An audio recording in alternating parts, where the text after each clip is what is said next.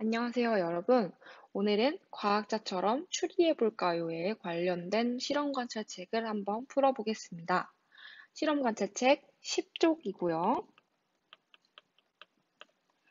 네, 풀이에 앞서서 한번 다시 안내 드릴 것이 있는데요. 반드시 여러분들 스스로 혼자서 실험 관찰책을 풀어보는 시간을 가지시기 바랍니다.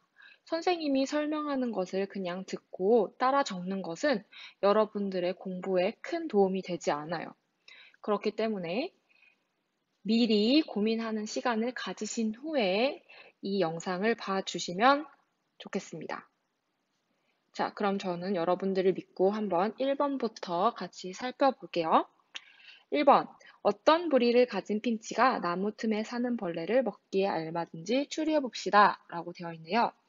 그래서 우리 첫 번째는 부리의 모양과 이제 먹이 중에서 나무 틈에 사는 벌레를 먹기에 좋은 부리를 한번 살펴보는 거였는데요. 한번 핀치새를 살펴볼까요? 우리 교과서에는 이렇게 핀치새가 4마리가 나와 있었어요. 그쵸? 이 핀치새 4마리를 살펴보면서 여러분은 어떤 생각을 하셨어요? 부리의 모양이 비슷한 게 있구나 라고 생각했을 거예요. 우리 지금 근데 부리의 모양을 보는 이유가 뭘까요? 먹이를 생각하는 거잖아요. 그래서 우리 먹는 것은 무엇을 통해서 하는 거예요? 그쵸? 우리 사람으로 치면 입으로 먹는 거고, 그렇기 때문에 새의 부리 모양과 먹이가 서로 관련이 있겠다라고 생각을 하고 이 활동을 하고 있는 겁니다. 자, 그래서 이 부리의 모양을 보니까 뭐랑 뭐가 비슷하게 생겼어요. 가와 다는 둘 다 뭔가 길쭉한 부리를 가지고 있어요. 그 다음에 나와 라는요, 굉장히 큰 부리를 가지고 있는 것을 볼 수 있었을 겁니다. 그래서 이거를 통해서 지금 첫 번째 문제는 나무 틈에 사는 벌레를 먹기 쉬운 거니까 어떤 게 더 좋을 것 같아요? 감이 오죠? 일단 집중적으로 관찰을 해야 될 것은 가와 다 같아요. 네, 그래서 가와 다를 보면 핀치새의 부리가 뾰족하고 가늘다라고 생각할 수 있고, 그 다음에 또 우리가 관찰한 것이 실제로 이건 관찰을 하지 않았지만 벌레가 나무 틈에 살고 있다는 것도 관찰을 해야지만 알 수 있는 부분이에요. 그래서 벌레가 사는 곳에 대해서도 적어줄 수 있겠죠. 그래서 관찰 결과에는 이렇게 적을 수 있겠습니다. 가와 다 핀치의 부리는 가늘고 뾰족하다. 그다음에 벌레는 나무 틈에 살고 있다. 라는 두 가지의 관찰 결과를 가지고 있습니다. 그렇다면 이것과 관련해서 여러분들이 알고 있는 것이나 경험한 것이 있을까요? 가늘고 뾰족한 무언가를 이용해서 틈에 있는 것을 꺼낸다든지 이런 경험이 있던가요? 저는 우선 다큐멘터리에서 본 벌새가 떠올랐어요. 벌새란 바로 이렇게 생긴 새인데요. 이 벌새의 부리가 어때요? 얘도 마찬가지로 가늘고 뾰족하네요. 그래서 이 벌새가 가늘고 뾰족한 부리를 이용해서 꽃의 꿀을 빨아먹는다고 합니다. 그 다음에 또 벌새 말고 물건 중에도 혹시 기억나는 게 있을까요? 선생님은 핀셋을 떠올려 봤어요. 우리 핀셋 여러분들 보건 선생님이 보건실에서 여러분들 치료해 주실 때나 혹은 치과에서 의사 선생님이 치료해 주실 때 쓰는 것을 본 적이 있을 텐데요. 이 핀셋을 이용해서 어디 있는 걸 잘 꺼내기가 쉬울까요? 좁고 깊은 곳 안에 있는 것을 꺼내기가 굉장히 쉬울 겁니다. 그래서 이 두 가지를 적어볼 수 있겠네요. 그래서 벌새는 가늘고 긴 부리로 꽃 속의 꿀을 먹는다는 것. 그다음에 핀셋으로요. 가늘고 길기 때문에 좁은 틈에 있는 것을 집을 수 있다라는 걸 알고 있죠. 그다음에 이렇게 관찰한 결과와 내가 알고 있는 것 또는 경험을 연결지어서 어떠한 내용을 추리할 수 있을까요?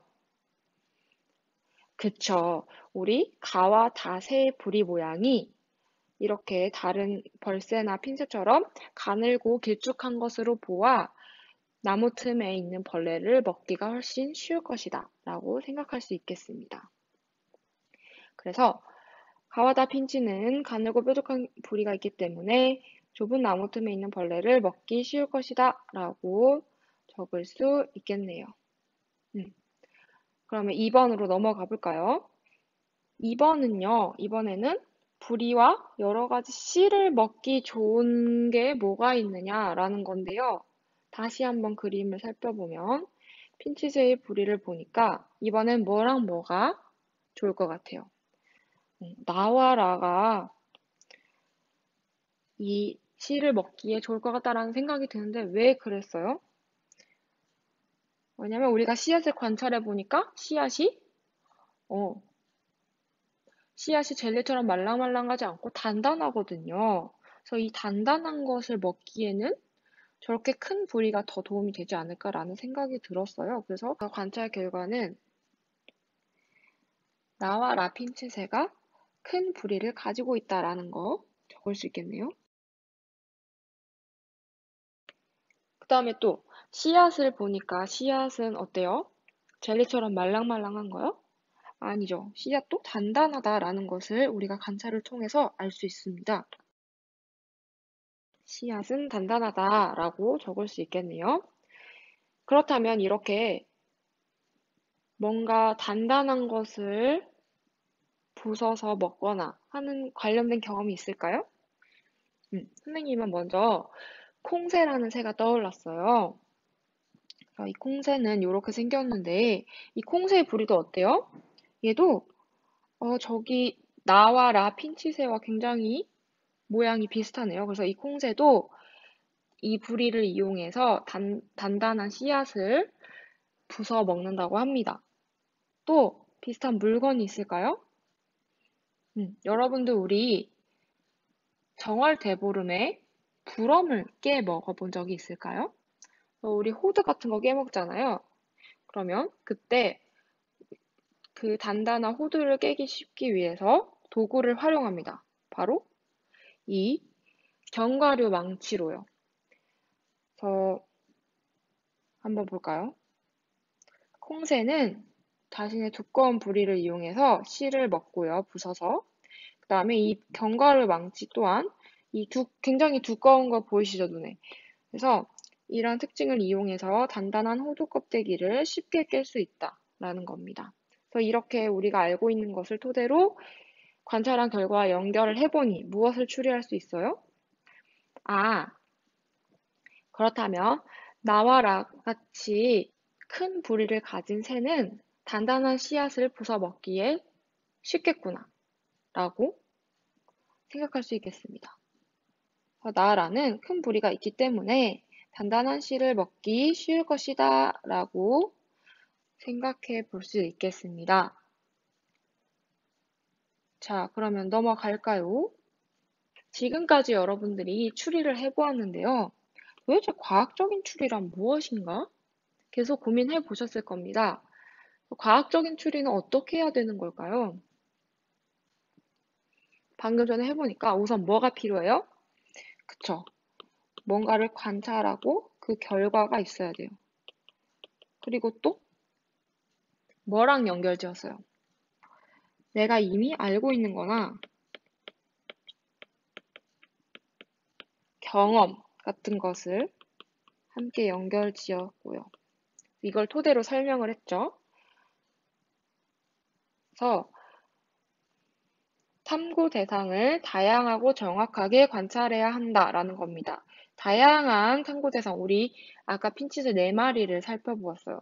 그래서 하나만 보면 안 되고 여러 마리를 봐야 하고 또 정확하게 관찰해야 한다는 것은 그 부리의 모양이 가늘고 뾰족하다 이런 식으로 좀 세세하게 살펴보았다는 거. 또 두 번째로 관찰한 것을 자신이 알고 있는 것이나 과거의 경험과 관련지어서 생각해야 한다는 것. 그다음에 마지막으로 추리한 것이 내가 관찰한 결과를 모두 설명할 수 있어야 된다는 건데요. 그러니까 내가 추리한 사실이 관찰한 결과와 다르면 안 되는 거예요. 자, 그래서 이제 마지막으로 더 생각해 볼까요를 같이 보겠습니다. 더 생각해 볼까요?에서는 이제 내가 한 추리, 위에서 1, 2번에서 한 추리가 과연 적절한가? 과학적 추리 방법에 따라 잘 했는가를 고민해 보자는 거죠. 그래서 고쳐야 할 부분을 고쳐보자라고 했는데, 이제 선생님이 의도적으로 틀린 부분이 있다면, 핀치의 부리는 크다라고 하기보다 우리 정확한 관찰을 위해서 뭐라고 하면 좋겠어요? 크고 두껍다라고 설명하면 더 부리의 모양을 정확하게 설명할 수 있겠죠. 마찬가지로 여기서도 큰 부리가 아니라 크고 두꺼운 이라고 한다면 더 좋을 것 같네요. 그래서 이런 식으로 위에 자기가 쓴 부분에서 조금 과학적인 추리 방법에 부족하다라고 생각되는 부분이 있다면 한번 고쳐주시길 바랄게요. 자, 그러면 실험관찰책 풀이는 여기까지 마치겠습니다. 이제 마지막으로 정리를 해볼게요. 첫 번째부터 읽어볼까요? 시작! 네, 그래서 탐구 대상을 다양하고 정확하게 무엇해야 한다고요? 그치. 관찰해야 한다는 겁니다. 관찰을 할 때는 다양한 대상을 정확하게 해야 된다는 것. 그다음에 두 번째 읽어보겠습니다. 시작! 음, 관찰한 것을 아까 무엇과 연결지었어요? 내가 이미 알고 있는 것이나 또 과거에 뭐 했던 것? 경험했던 것을 관련지어 생각할 수 있다. 라는 겁니다. 그 다음에 마지막 읽어볼게요. 시작. 네. 그래서 추리한 것이 무엇을 모두 설명할 수 있어야 된다고요? 음, 내가 관찰한 결과를 모두 설명할 수 있어야 된다는 거. 관찰한 결과를 토대로 추리를 해야 한다는 것 잊지 마시기 바랄게요. 자, 그러면 이제 과학적인 추리 방법에 대해서 좀 이해가 되셨나요? 네, 좋아요. 자, 그럼 우리 다음 시간에는요, 과학자처럼 의사소통해 보는 방법에 대해서 함께 알아보겠습니다. 자, 오늘 영상은 여기까지 마치도록 하겠습니다. 다음 시간에 만나요. 안녕.